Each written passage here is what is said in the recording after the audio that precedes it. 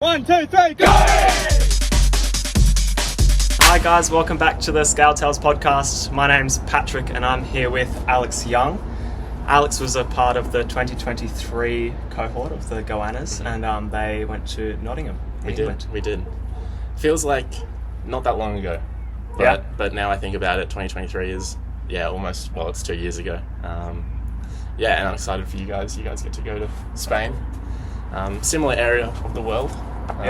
Interesting people, interesting place. Very excited for you guys. Yeah, cool. So thank you so much for coming on. How did you discover Ultimate Frisbee? So I started playing when I was about 15. One of my teachers at school played a little bit of local league, and he started playing with us as part of PE lessons. At the start, I enjoyed it a little bit. I was a big soccer player, so all I wanted to do was play soccer at lunch and in PE. But one of my friends decided, hey, let's put in a team for the local league as well.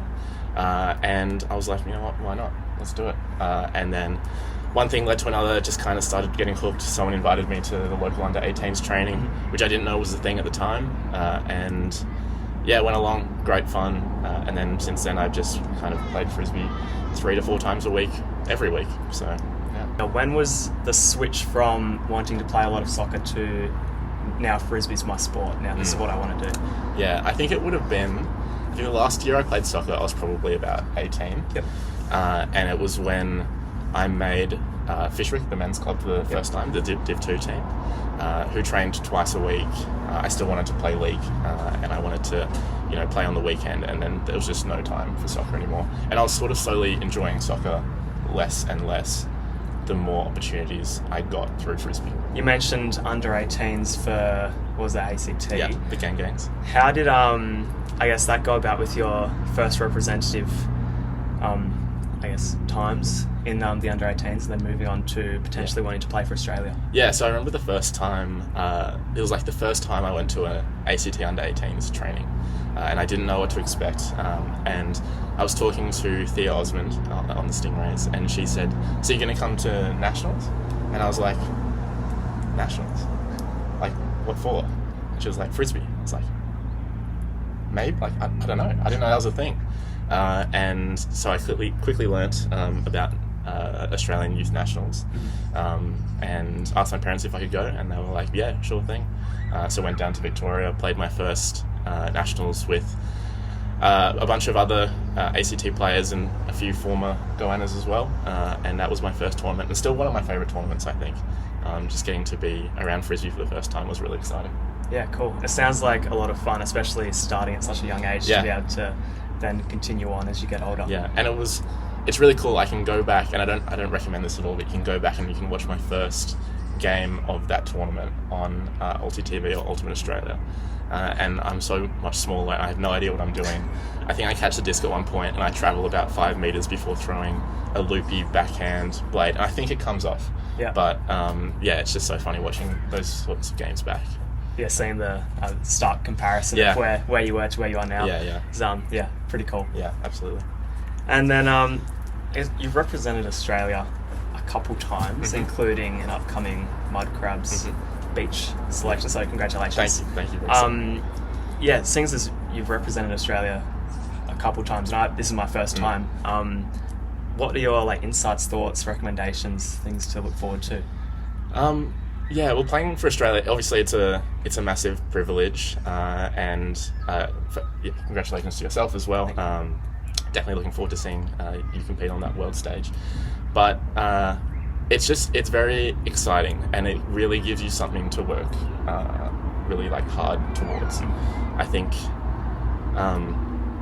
obviously when you've played Div 1 many times, it becomes sort of less exciting, I guess. But playing for Australia is something to work really hard towards. The motivation levels just increase so much, and it really pushes you to train harder, get in the gym, lift harder, get in that right mindset, and really connect with new people as well. And then you get to travel overseas, which is one of the best things about Frisbee. Dream Cup, you've just been to Japan. Yeah. Played with Chile. Shout out Chile. Yeah, absolutely. How did that go? It was good. Playing Dream Cup it wasn't my reason to go to Japan. It was my excuse to go to Japan. Yeah. And I think without it, I probably wouldn't have gone over there. I think after playing 24s, there was a piece of me that was like, you may never play for Australia again. I think that's something that a lot of 24s players might experience after finishing that, because the next level is so much higher. Yeah. Obviously, I have another campaign to look forward to now, which I'm pretty happy about. But taking those opportunities to play club competitions overseas is something that I really wanted to get around, even if it is with a team that you play against at nationals. Yep. So I went over there with Chile. It was a bit of a mix mash of sort of Div 2 and Div 1 players. The weather was absolutely horrible, but as I was telling a lot of people, with the weather, I think really good weather is a lot of fun. As it gets worse, you sort of have a little bit less fun. You know, it gets harder to throw, it gets harder to catch.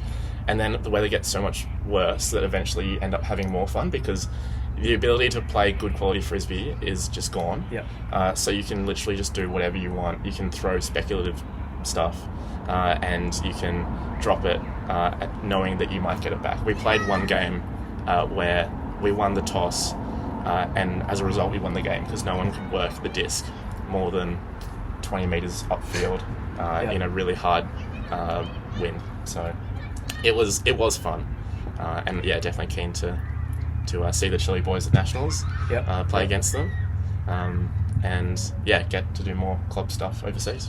Yeah, it definitely looks like a lot of fun, and I was hoping you could give us a bit of insight, because I think you had a bit of a scrimmage or game against the Japan under-24s. We did.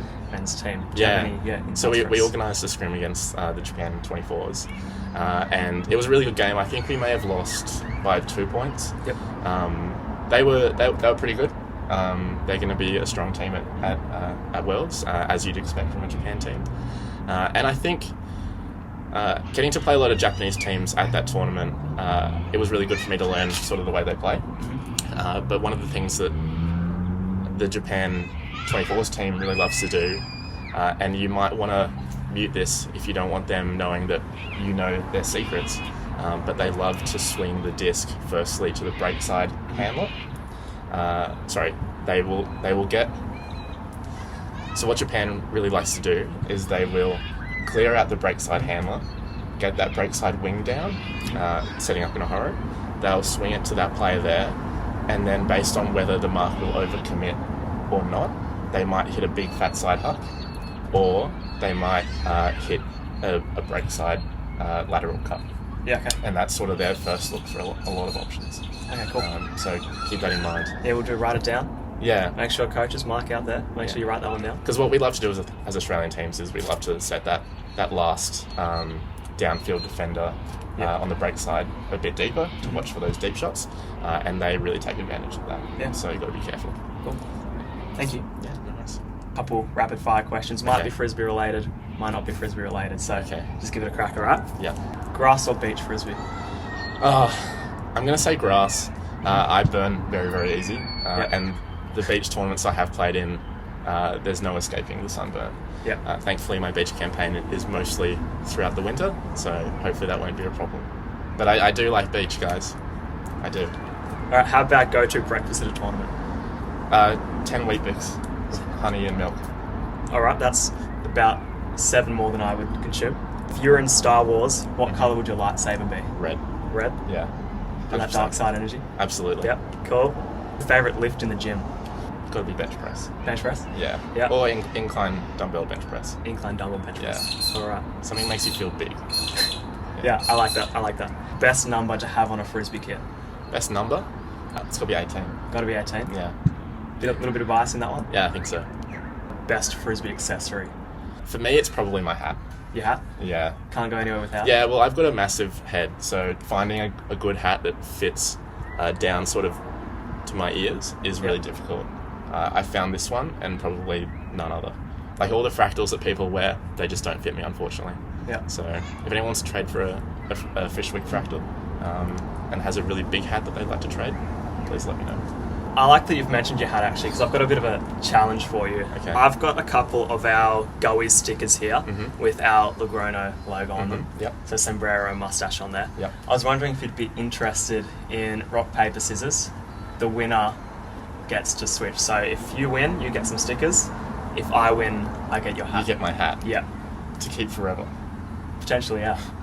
Yeah. I'm not interested in that whatsoever.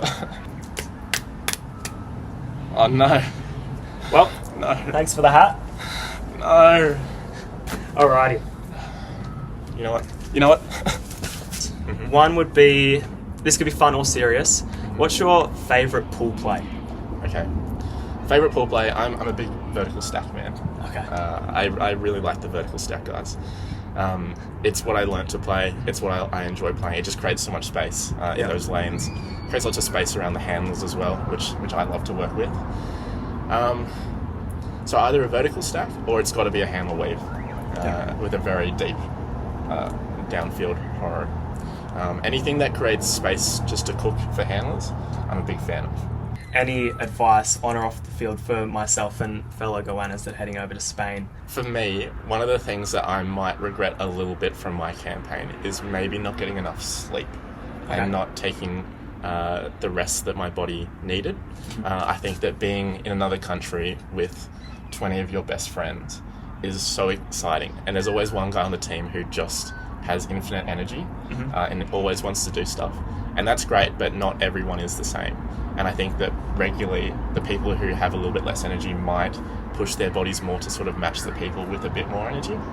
So I think you've just got to find what's best for you around rest, around sleep, and around taking care of your body.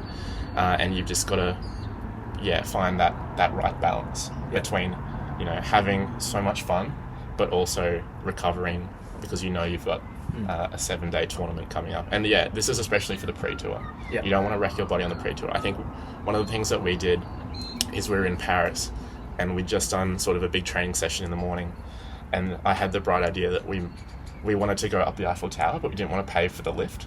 So we decided that we were going to walk up, which is, I think, for a tourist, like a fairly easy thing to do. But it probably wasn't the smartest thing for us as athletes to be doing that a few days out from the World Championships. So take care of your body. The grass is probably always greener on the other side. I think if you rested through all the pre-tour, you'd regret maybe not doing other things with your friends and with your teammates. But finding that balance is so important. So, cool. Thank you. I'll make sure to tag that on. And a sleep between games at the tournament is unreal. It does incredible things for your body and for your mind. Well, I'm a big fan of a nap, so I think I'll be implementing that one. Thank you so much for coming on, Alex, and we'll catch you in the next episode of Scout House. So sounds good. I'm doing back to back. No.